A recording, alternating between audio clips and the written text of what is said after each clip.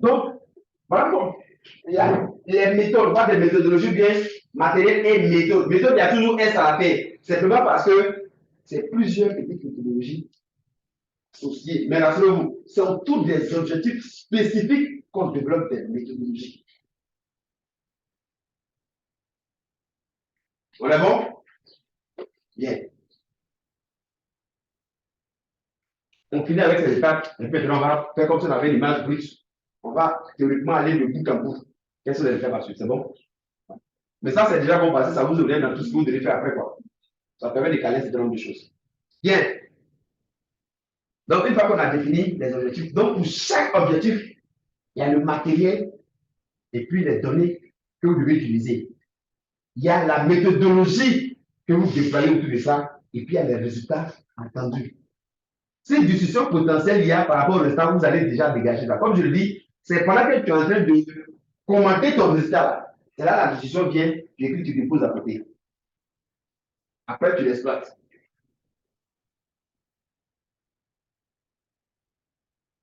OK. Je suppose qu'on a fait une bonne revue bibliographique avec tous les auteurs possibles. C'est bon?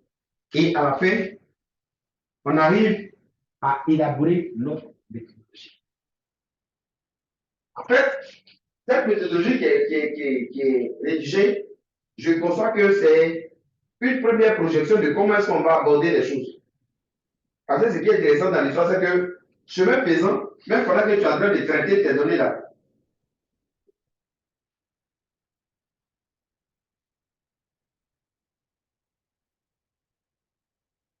pendant que tu es en train de traiter tes données, ou bien même quand tu vas sur le terrain, il se peut que tu découvres des choses assez intéressantes que tu n'avais pas forcément prévues, mais que tu vas pouvoir insérer dans ce que tu es en train de faire.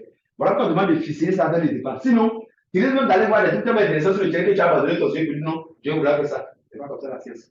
On t'a entendu sur quelque chose, on fait. Si tu veux ce que tu as vu d'intéressant, on met ça en perspective. Voilà. Sinon, tu seras en train de courir par tout ça, tu vas ça, le tu peux. Arriver là-bas, tu vas voir plus intéressant. Du coup, pour aller ici. Et puis après, on dit non, c'est là-bas. Non. Conservez une chose. Vous ne pouvez jamais éliminer cette histoire. La recherche ne s'arrête jamais. Voilà pourquoi, généralement, pour concevoir les bons sujets, c'est au travers des perspectives. Et voilà pourquoi vous vous retrouvez souvent avec des encadreurs. En fait, les sujets que les encadreurs donnent là, ce n'est pas les sujets en l'air. C'est les limites plus ou moins de leurs études. Voilà pourquoi, quelle que soit la puissance de ta thèse, si des gens travaillent dans ton domaine, ils ne te donnent pas plus de 3 ans. La thèse sera dépassée. Puisque c'est les limites que tu exploites. Donc, on s'appuie sur ce que tu connais déjà, et puis on cherche à construire là-dessus. Donc, tout le monde s'est dépassé. Oui. Une méthodologie et puis un plan. Le plan ramène à généralement un échéancier de mise en œuvre, un plan de mise en œuvre. Ça ramène aussi, c'est un peu comme le sommaire, à différents compartiments quand on a rédigé un rapport. Quelque chose qui permet de s'orienter rapidement dans le plan, on peut décider d'aller à la conclusion parce qu'on sait où. C'est bon? Voilà. Le plan fait beaucoup plus appel à ça. Une programmation, une chronologie, voilà, c'est beaucoup plus. Maintenant, le plan, avec la méthodologie, c'est tout autre. Après la méthodologie,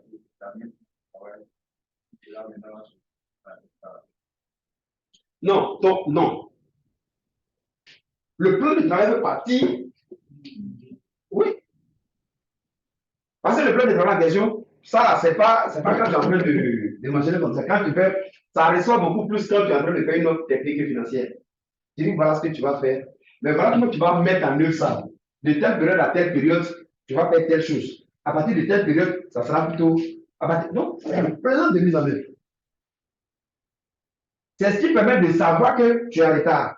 Je m'explique. Si à partir de maintenant, vous faites un plan, vous avez vos sujets, vous cloisonnez dans le temps ce que vous devez faire. Par exemple, les 2 mois qui suivent, je dois avoir fini ma revue bibliographique. Même si elle est jamais totalement finie, tant qu'on n'a pas déposé de rapport, parce qu'il y a toujours de nouveaux trucs qu'on peut mettre dedans. On est d'accord? Donc, la revue bibliographique. Juste après ça, je dois procéder à la collecte de mes données d'acquisition de tout ce que j'ai comme données, ça détaille à gauche à droite. Ça, je réserve 2 mois pour ça. Et puis après, donc tu vois que tu n'es pas encore à faire. Mais quand tu as réservé 2 mois pour quelque chose, et que tu te rends compte que tu es au 3e mois de la chose, tu n'as pas encore fini, ça veut dire que tu es en retard. C'est le plan qui te permet de déterminer ce résultat. Sinon, le fait que tu ne l'as pas fait, que tu as laissé être comme ça, on dirait que tu peux tout te rattraper. Mais il y a des choses qui ont un volume comment ça, temporel qui ne sont pas compressibles. Si tu dois faire ça en 3 mois, c'est 3 mois. Si tu as loupé ça, dis-toi que c'est en train déjà d'empiéter sur ton timing pour arriver. Bon, ça peut-être tu as pu dormir, ça aussi c'est possible. Ça va jusque-là. Hein? Bien. Maintenant, une fois qu'on a fini ça, mais je rappelle ici pour le thème dynamique, ça fera que dans le contexte, il va falloir vraiment se focus sur le type d'occupation de sol qui existe et puis sur les moteurs de la dynamique de l'occupation du sol.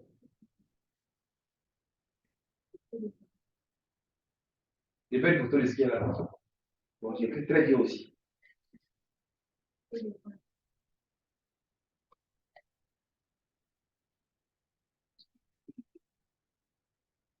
peux te dire, j'ai affaire, il ne faut pas oublier de passer. Le cas, c'est pas que ça vient pour ils sont pas là.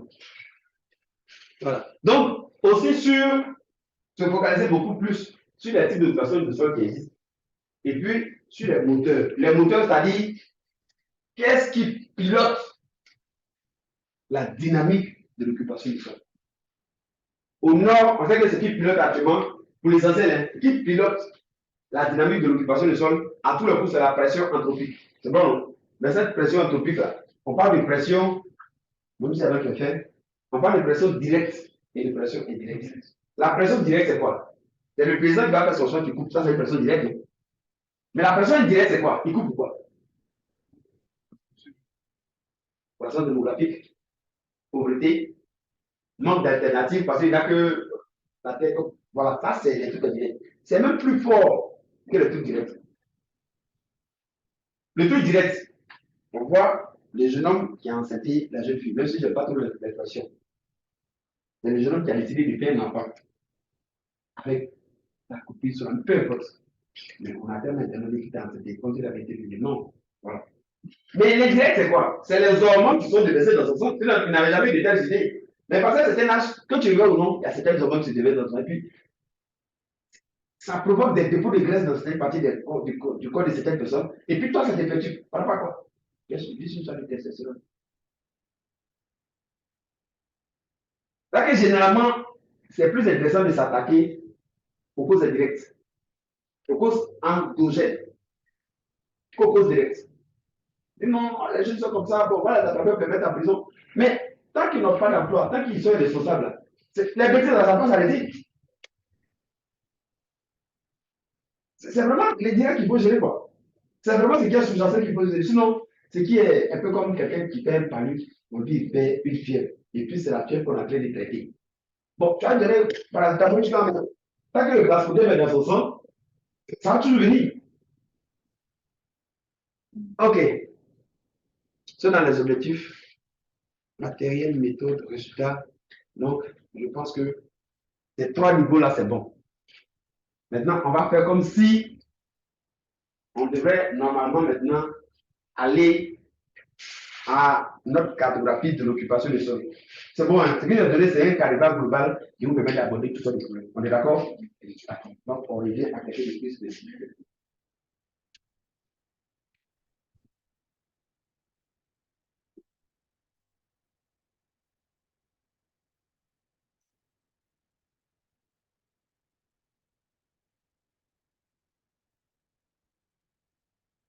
Donc, si je pense qu'on a bien compris, qu'est-ce qu'on a comme avantage à finaliser avec la revue bibliographique? Qui peut rappeler la ce qu'on a comme avantage? La revue bibliographique nous permet d'asseoir une méthodologie. Quels sont les points saillants qu'on va voir au niveau de la revue bibliographique? Quels sont les points saillants qu'on va voir au niveau? On vient juste de faire ça.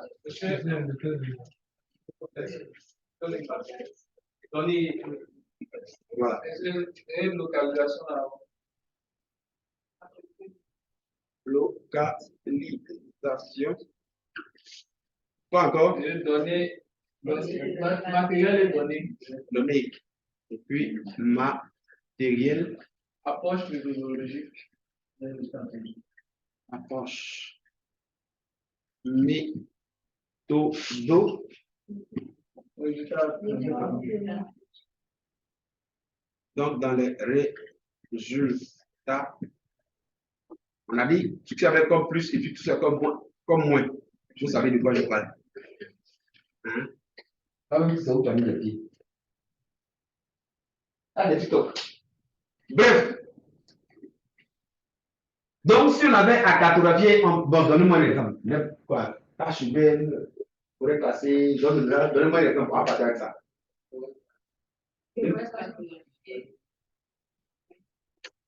Donc, on va voir plus ou moins la différenciation. On peut voir autrement, la dynamique des explications agricoles. On peut voir des différenciations. Mais quand tu regardes bien là, on parle de la même chose. Il y a un qui est dans le dos, et puis il y a un qui est en face. C'est la même chose. On peut même se mettre sur le côté. Tout le dit qu'on parle de la même chose. En fait, c'est vraiment le fondamental de la chose. Vous, en tant que chercheur, quand on donne le titre de quelque chose, rappelez-vous de voir ce qui est en bas. C'est pas ce qui est au-dessus qui doit vous intéresser. Quand on dit quelque chose, rapidement, en termes d'approche méthodo, il doit se laisser quelque chose dans votre tête. Sinon, si vous contactez le titre là, c'est très dangereux. Un peu comme un mécanicien qui regarde une voiture, c'est pas la forme de la voiture, c'est pas la peinture. Lui, il regarde le moteur qui est en dessous. Voilà, maintenant, qui sont dans certaines voitures, tu vois une voiture, on dirait que c'est la même chose, il te dépasse, tu vas les dépasser. Non, mais c'est dangereux. Prenez les 406. Ça, c'est une voiture que les Français ont ici. Vous voyez, nous allons chez eux. C'est la même carrosserie, mais les moteurs diffèrent. Il y a des 4 cylindres et puis il y a des 6 cylindres. Donc, vous avez la même forme. Mais il y a un qui a 6 cylindres et puis l'autre a 4. Le 6 va te dépasser, tu as là-dessus. Là que tu es. Donc, c'est beaucoup plus ce qu'il y a sur le capot.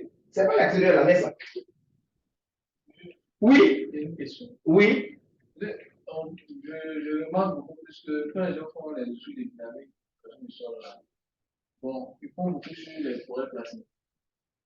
Simplement parce que c'est un truc qui a un intérêt pour l'État. Parce qu'on appelle ça domaine forestier permanent de l'État. En zone rurale, on appelle ça zone rurale. C'est une zone qui est liée à la solution de l'agriculture. Donc, théoriquement, bon, que les gens fassent de l'agriculture dans une zone rurale, l'agriculture, ça. Par contre, l'autre, on dit que c'est des forêts qu'il ne faut pas couper. L'État doit surveiller parce que même en forêt classée où on fait des reboisements, c'est des ressources qu'on doit vendre. Donc, c'est une façon de suivre. Parce que c'est des zones qui ont un historique bien tracé. Mais en zone rurale, d'abord, on pourrait faire la même étude. Mais ça intéresse qui finance? Voilà pourquoi c'est orienté là-bas comme ça. C'est tout. Un peu comme une jeune fille, elle a de l'argent, au lieu d'aller se payer un bon document, un bel ordinateur, elle pouvait se payer la vie sexy. Tout dépend de l'exploitation qu'on veut faire. Cherchez à comprendre le pouvoir des choses. Quand vous comprenez le pouvoir des choses, ce qui est apparent ne va plus vous distraire. Parce que vous voyez au fond ce qu'il y a. Et puis comme une jeune fille de 18 ans avec des grands, tout quand Gasson parle, elle rit, elle est contente. Mais une jeune fille de 45 ans, quand tu lui parles, mais elle connaît ta conclusion, c'est qu'elle t'en fait c'est la même chose. Donc apprenez à voir ce qu'il y a derrière, ça va vous aider dans la vie. On dit, c'est pas tout ce qui brille qui est de l'eau. Il y a certaines opportunités que tu as fait l'opportunité, mais après, c'est des opportunités de destruction. Tu fais miroiter, c'est un appât. On te donne, tu sautes dedans, tu veux. Bon, au début, tu seras content. C'est conséquent qui concerne. Donc, dans cette lecture, en termes de deux éléments qui vont ressortir forts quand on va parler de l'occupation du sol dynamique, là, on devient spécifique maintenant, c'est qu'en termes de données, et puis en termes d'approche méthodologique, et surtout en termes de résultats, les éléments qui vont ressortir fort, c'est quoi? En termes de données et matériel, ça sera plutôt les images. Puisqu'on travaille sur la base d'images SAT. Voilà. Donc, les images SAT qui ont été utilisées. Quand il parle des images SAT, c'est tout ce qu'il y a comme caractéristique associée à ces différentes images, n'est-ce pas? Bien. Au niveau de la méthode, aussi l'approche méthode pour traiter l'image. Puisque là, on est orienté maintenant, ce n'est pas comme bateau que je vois tout à l'heure. Donc, traitement.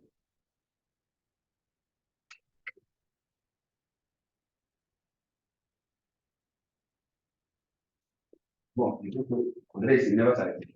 Par contre, on va commencer là. Donc, c'est pour ça que les gens là.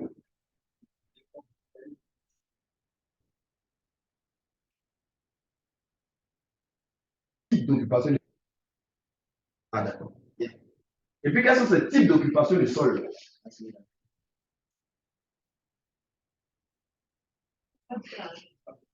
Il y a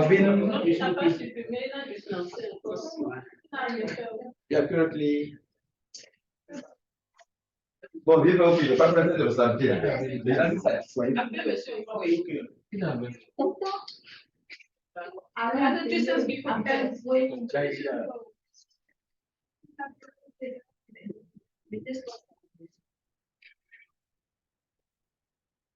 Tu veux ce qu'on va m'accorder?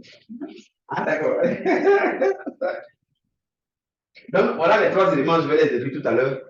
Le type d'image satellite utilisé, l'approche utilisée pour traiter cette image-là, et puis les types d'occupation du sol qui ont déjà été détectés dans votre sol. Voilà trois éléments importants sur lesquels vous devez revenir. Autre résultat aussi, le moteur de la dynamique de l'occupation du sol. Je veux dire, une forêt par exemple qui est dégradée ou bien déforestée par rapport à l'agriculture, c'est différent d'une forêt qui est déforestée par l'orpaillage. Oui, non, c'est vraiment pas la même chose. Une forêt qui est déforestée par les plantations forestières ou bien le reboisement, c'est différent de. C'est quand c'est le café cacao qui est en train de faire partie ça. Ou bien, il y en a même qui coupent même pour faire carrément les cultures annuelles. Ça aussi, c'est possible. Donc, c'est important de savoir ça. Je répète, le type d'image, la méthodologie utilisée pour traiter ces images, et puis les types d'occupation du sol et les moteurs de cette dynamique. Voilà des éléments importants à savoir. Parce que ça aide à comment développer ça, son approche. Type d'image.